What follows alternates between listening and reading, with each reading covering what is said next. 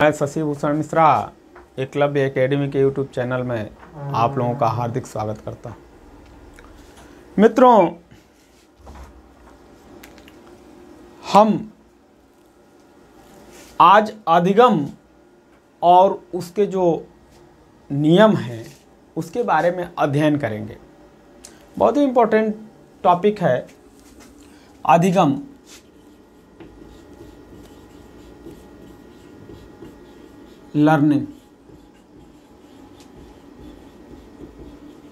Learning और अधिगम का जो रूल्स है, रूल्स ऑफ लर्निंग, ठीक, अधिगम के नियम। सबसे पहले हम जानेंगे अधिगम क्या चीज़ है। ठीक, देखिए, अधिगम को जानने से पहले कुछ वैज्ञानिक हैं जिनके परिभाषाओं को जानना जरूरी है। सबसे पहले अधिगम जान लिया। अधिगम का मतलब होता है कि सीखना जिसमें हम अपने अनुभव के द्वारा किसी भी प्रशिक्षण को प्राप्त कर रहे हैं, वही हमारा अधिगम हुआ। ठीक, या सीखना कहलाता है। यदि हम अपने अनुभव के द्वारा कोई नई चीज सीख रहे हैं तो वही हमारा अधिगम हो गया। या प्रशिक्षण ले रहे हैं, प्रशिक्षण के बाद हम कुछ सीख रहे हैं, कुछ जानकारी हमें अडॉप्ट कर रहे हैं, वही अधिगम होता है। एक तरीके से कहा जाए तो अधिगम जो है निरंतर चलने वाली प्रक्रिया है। यह अधिगम निरंतर चलने वाली प्रक्रिया है। सपोज दैट, मान लीजिए, जो आपने बचपन में कुछ सीखा तो आप बुढ़ापे में भी कुछ सीख सकते हैं। कभी भी आप कुछ न कुछ सीखते रहते हैं। अधिगम क्या है? निरंतर चलने वाली प्रक्रिया है। यह बहुत ही इंपॉर्टेंट चीज है। अधिगम निरंतर चलने वाली प्रक्रिया है। इसे हम या तो औपचारिक शिक्षा के द्वारा सीख सकते हैं या तो अनौपचारिक शिक्षा के द्वारा। दोनों चीजें हम सीख सकते हैं, औपचारिक और अनौपचारिक। औपचारिक और अनौपचारिक शिक्षा दोनों के द्वारा अधिगम किया जा सकता है। ठीक ना? अधिगम हो सकता है। ठीक ना? या तो आप घर बैठे सीख सकते हैं, प्रैक्टिकल करके सीख सकते हैं, कि कोई कुछ बताता है उसके द्वारा सीख सकते हैं। आप विद्यालय में जाते हैं, पढ़ने के बाद कुछ सीख सकते हैं। ठीक, तो ये सब चीज़ें हैं। अधिगम जो है निरंतर चलने वाली प्रक्रिया है और इसे जो है आप औपचारिक और अनौपचारिक दोनों प्रकार की शिक्षा के द्वारा सीख सकते हैं। कुछ वैज्ञानिक हैं जैसे वुडवर्थ ने इनकी क्या परिभाषा दिया है। देखिए, हमेशा एक चीज़ का ध्यान है कि वुडवर्थ, रॉस, गेट्स और क्रो, इनको आप अधिगम में ध्यान दीजिएगा। वुडवर्थ ने लिखा है अधिगम की परिभाषा, नवीन ज्ञान। देखिए, यदि नवीन शब्द आ जाए, नवीन शब्द, यह ट्रिक आप समझिए, नवीन शब्द यदि आ जाता है तो आप समझ लिए कि वुडवर्थ ने परिभाषा दिया है, नवीन ज्ञान तथा नवीन प्रतिक्रियाओं द्वारा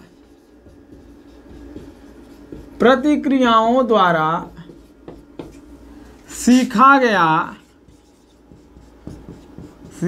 गया ज्ञान ही अधिगम कहलाता है। अब देख लीजिए, अधिगम कहलाता,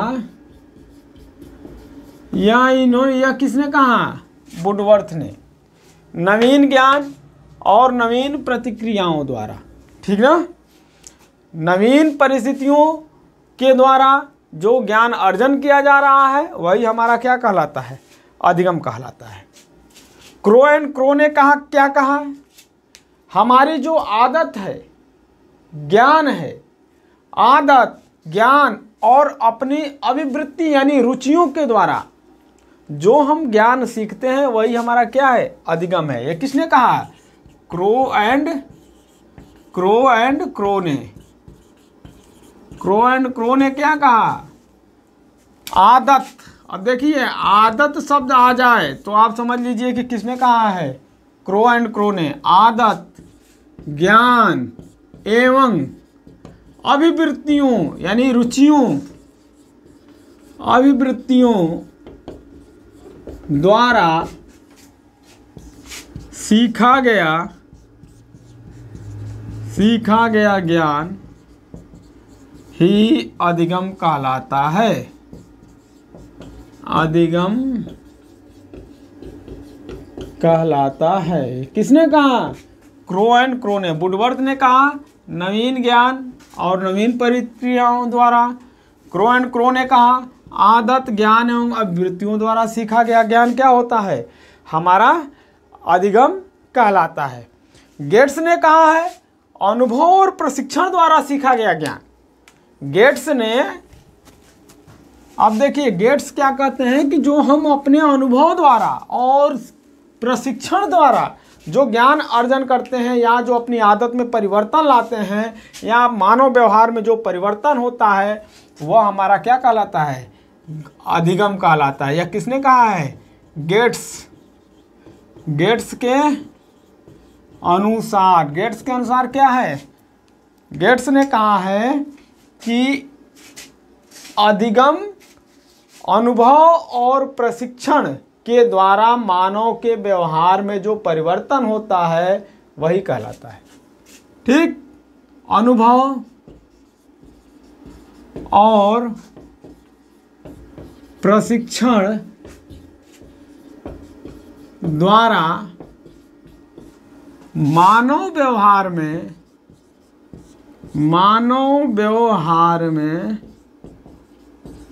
जो परिवर्तन होता है, मानव व्यवहार में परिवर्तन ही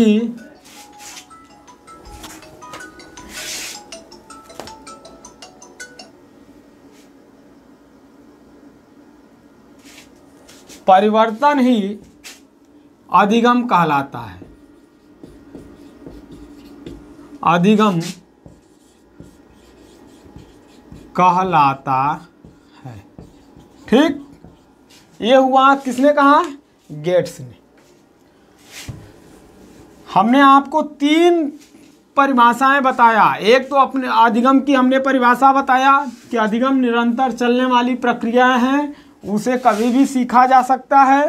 ठीक, और पहला हमने वुडवर्थ का दिया, नवीन ज्ञान और नवीन परिस्थितियों के द्वारा जो हम ज्ञान का अर्जन करते हैं वही अनुभव हुआ है। उसके बाद से हमने क्रो एंड क्रो का दिया। क्रो एंड क्रो आदत, ज्ञान, ठीक, और वो अपने जो अभिवृत्तियों, रुचियों द्वारा जो ज्ञान हम सीखते हैं वो हमारा क्या कहलाता है? अधिगम कहलाता है। गेट्स के अनुसार हमने कहा जो अनुभव और प्रशिक्षण के द्वारा जो हमारे मनुष्य के व्यवहार में जो परिवर्तन होता है उसे भी हम क्या कहते हैं? अधिगम कहलाता है। अब देखिए यह तो हमारा अभी तक और अधिगम के परिभाषा रहा। अब अधिगम के लिए कुछ परिस्थितियां होती है।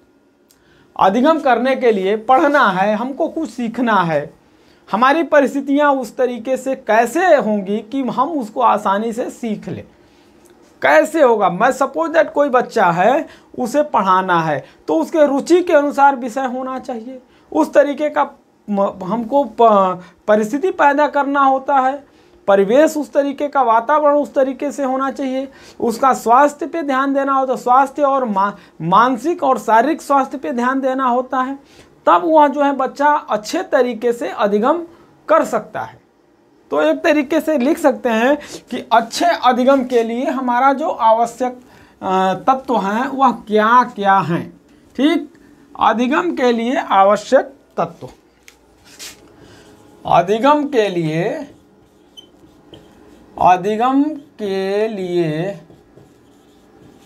आवश्यक तत्व क्या क्या है? अधिगम के लिए आवश्यक तत्व हमने आपको क्या बताया? पहले तो हमारा रुचि होना चाहिए, सीखने की इच्छा होनी चाहिए हमारे अंदर, सीखने की इच्छा। ठीक, उसके बाद से क्या होना चाहिए? शारीरिक और मानसिक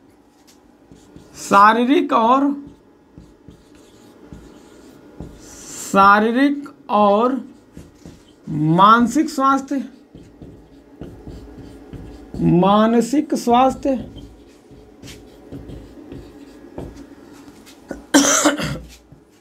उसके बाद से परिपक्वता होना चाहिए, परिपक्वता। उसके बाद से बुद्धि होनी चाहिए हमको कोई भी चीज़ सीखने के लिए।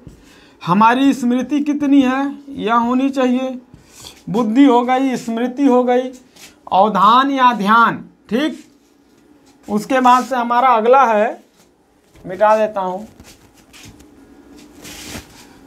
हमारा ध्यान किधर है? हम पढ़ रहे हैं, कुछ सीख रहे हैं, उसे देखना है। अवधान, अवधान का मतलब हो गया अवधान या ध्यान, हमारा ध्यान, इसी को बोलते हैं अवधान। ठीक, अवधान और ध्यान हो गया।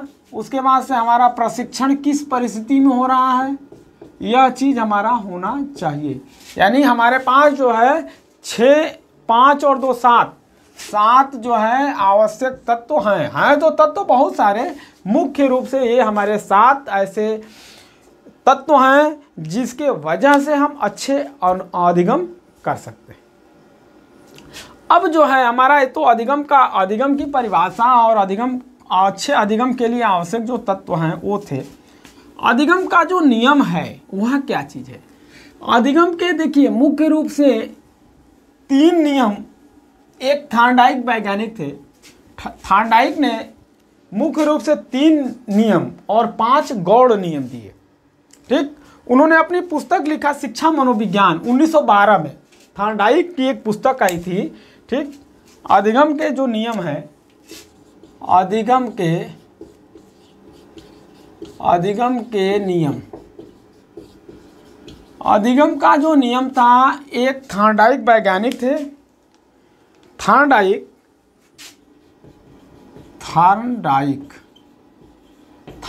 ने अपनी पुस्तक मनोविज्ञान एक पुस्तक लिखा कब? 1912 में। 1912 में यह थार्नडाइक की ये क्या हो गई? पुस्तक। थार्नडाइक ने एक पुस्तक लिखा मनोविज्ञान, जो 1912 में, ये जो है शिक्षा मनोविज्ञान एक तरीके से कहिए तो। थार्नडाइक ने शिक्षा मनोविज्ञान लिखा, ठीक ना, शिक्षा मनोविज्ञान नामक एक पुस्तक 1912 में लिखा, जिसमें वो 3 मुख्य नियम, मुख्य 3 नियम और गौण, उन्होंने गौण 5 नियम दिए, 5 नियम। ठीक, यह थार्नडाइक ने दिया। मुख्य जो 3 नियम है वह क्या क्या है? पहला है तत्परता का नियम, दूसरा है अभ्यास का नियम, और तीसरा है प्रभाव का नियम। अब देखिए इसमें क्या क्या चीज है। तत्परता के नियम को हम समझ लें। तत्परता का नियम होता है कि यदि हम किसी चीज के लिए कितने तत्पर हैं, जितना तत्पर रहेंगे उतना हमको अच्छा अधिगम प्राप्त होगा। ठीक, शिक्षार्थी और शिक्षक किसी भी चीज के अधिगम के लिए या किसी भी चीज को करने के लिए कितने तत्पर हैं, जितना अच्छा तत्पर होंगे उतना बढ़िया काम होगा या उतना अच्छा अधिगम होगा। यह तो तत्परता का नियम, यह उनकी कार्यशैली पे डिपेंड करता है, वह कितना जो है उनके अंदर तत्पर हैं, वो कितना तत्पर हैं किसी भी चीज़ को सीखने के लिए। अभ्यास का नियम कहता है, अभ्यास का नियम बार बार आप जितनी बार अभ्यास करोगे उतना अच्छा आपको अनुभव अधिगम होगा। अभ्यास का नियम कहता है कि जितना आप अच्छा अभ्यास करोगे, बार बार अभ्यास करोगे, उतना अच्छा अधिगम होगा। ठीक, इसमें क्या होता है आप देखे होंगे, बच्चों को बार बार किसी भी चीज़ को सीखने के लिए बार बार कहा जाता है कि आप यह काम बार बार करो, अभ्यास बार बार करने के लिए कहा जाता है। तो बार बार अभ्यास करने से बच्चा उस चीज़ को अच्छी तरीके से सीख लेता है। अब इस अभ्यास के नियम में भी हमारा दो नियम आता है, एक तो आता है उपयोग का नियम और एक आता है अनुपयोग का नियम। उपयोग का नियम क्या है ये भी समझिए, अभ्यास के नियम में ये दो चीज़ आता है, उपयोग का नियम और एक है अनुपयोग का नियम। अनुपयोग का नियम, उपयोग का नियम क्या कहता है कि जिस ज्ञान की उपयोगिता मनुष्य को होती है उस ज्ञान का बार बार वह अभ्यास करता है। अभ्यास के नियम में उपयोग का नियम है कि जिसका उपयोग हमारे दैनिक जीवन में सबसे ज़्यादा होती है उस नियम को हम बार बार क्या करते हैं, अभ्यास करते हैं। अनुपयोग का नियम कहता है जिसकी दैनिक जीवन में, मनुष्य के जीवन में उपयोग नहीं है उसे वह भूल जाता है, यानी उसका अभ्यास वह करता ही नहीं है। तो ये तो हमारा अभ्यास के नियम में दो नियम हो गए। प्रभाव का नियम क्या कहता है?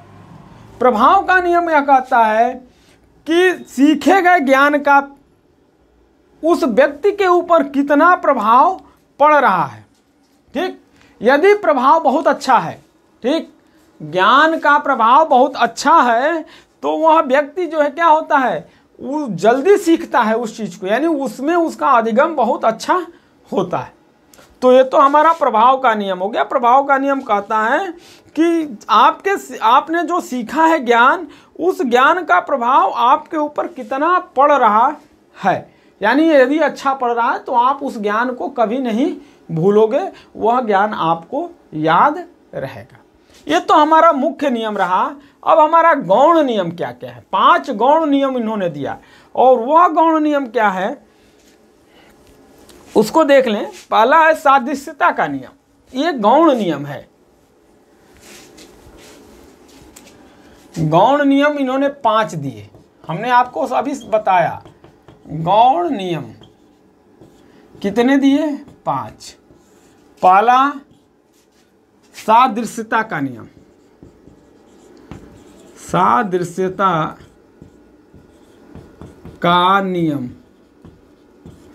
दूसरा है साहचर्य या संबंध का नियम, साहचर्य या संबंध का नियम। तीसरा है मनोवृत्ति का नियम, मनोवृत्ति का नियम। चौथा है बहु अनुक्रिया का नियम, बहु अनुक्रिया का नियम। और पांचवा है आंशिक अनुक्रिया का नियम, आंशिक अनुक्रिया का नियम। अब इसको आप समझ लीजिए। सादृश्यता का नियम क्या है? यदि मनुष्य के जीवन में या किसी बालक के जीवन में कोई ऐसी घटना जो प्रत्यक्ष में घट जाती है तो उस घटना का हमारे जीवन पे बहुत ज़्यादा दिनों तक असर रहता है और वह जल्दी भूलता नहीं है। तो ये तो हमारा प्रत्यक्ष का हुआ सादृश्यता का नियम, यानी दिखाई जो देता है आंखों के सामने। यदि किसी घटना को देख लें और उस घटना को देखने के बाद हमारा अधिगम बहुत दिनों तक होता है, ये कहता है सादृश्यता का नियम। साहचर्य का नियम कहता है कि किसी भी चीज को सीखने के लिए हमारा ज्ञान का संबंध क्या क्या चीज है, यानी साहचर्य यानी पुराना जो ज्ञान है वह नए ज्ञान को सीखने में कितना सहायक होता है, यह चीज हमारा क्या कहता है, साहचर्य या संबंध का नियम। यदि पुराना ज्ञान नया ज्ञान जो है पुराने ज्ञान से थोड़ा सा भी कोरिलेटेड होगा, संबंध होगा, संबंध बना के चलेगा, तो हम उस ज्ञान को भी आसानी से सीख जाते हैं और उसका अधिगम भी हमको क्या रहता है, बहुत दिनों तक रहता है। अब हमारा मनोवृत्ति का नियम, मनोवृत्ति का होना कहने का मतलब कि आपकी रुचि, मनोवृत्ति का मतलब कि रुचि यानी जो आप सीख रहे हो वह विषय क्या होना चाहिए, रुचिकर होना चाहिए। ये हमारा मनोवृत्ति का मतलब रुचिकर, ठीक ना, इस चीज को आप समझ लीजिए। मनोवृत्ति का मतलब हुआ रुचिकर। ये जो हमारा शब्द मनोवृत्ति का नियम है, जो चीज आप सीखने जा रहे हो या सीख रहे हो वह कितना रुचिकर है। बहु अनुक्रिया का नियम और आंशिक अनुक्रिया का नियम। बहु अनुक्रिया का मतलब कि जब हम कोई वस्तु बार बार करते हैं, किसी भी चीज को बार बार करेंगे, एक ही चीज को आप बार बार करिए वह आप भूलेंगे ही नहीं, तो यह हो गया बहु अनुक्रिया का नियम। आंशिक अनुक्रिया का नियम हुआ कि कोई भी चीज सीखते हैं तो हम कोई भी क्रिया आंशिक करते हैं, आंशिक करेंगे तो आंशिक करके भी हम क्या कर लेते हैं, यानी कोई घटना ऐसी आती है जिसको हम एक बार में करके क्या कर लेते हैं, सीख जाते हैं। तो ये हमारा आंशिक अनुक्रिया का नियम रहा। आज हमारा केवल अधिगम और अधिगम के नियम, अधिगम के मुख्य नियम में हमने जितना पढ़ा है उसमें 4 क्वेश्चंस बन सकता है कि अधिगम के मुख्य नियम क्या क्या हैं। अधिगम के मुख्य नियम 3 हैं और गौण नियम कितने हैं, 5 हैं। अधिगम का सिद्धांत किसने दिया, तो थॉर्नडाइक ने दिया। वो किस पुस्तक में उन्होंने दिया, शिक्षा मनोविज्ञान में। किस सन में लिखा, 1912 में। ठीक, अब जो है हमारा मुख्य नियम कौन कौन से हैं और गौण नियम कौन कौन से हैं, ये चीज। और दूसरा, अधिगम के परिभाषा आपका क्रो एंड क्रो, वुडवर्थ और आपका जो है गेट्स, ये 3 हमने परिभाषा आपको बताया, आप इसको याद कर लीजिए। आज के लिए इतना ही, धन्यवाद। आप हमारे चैनल को अधिक से अधिक लाइक करें, सब्सक्राइब करें और शेयर करें।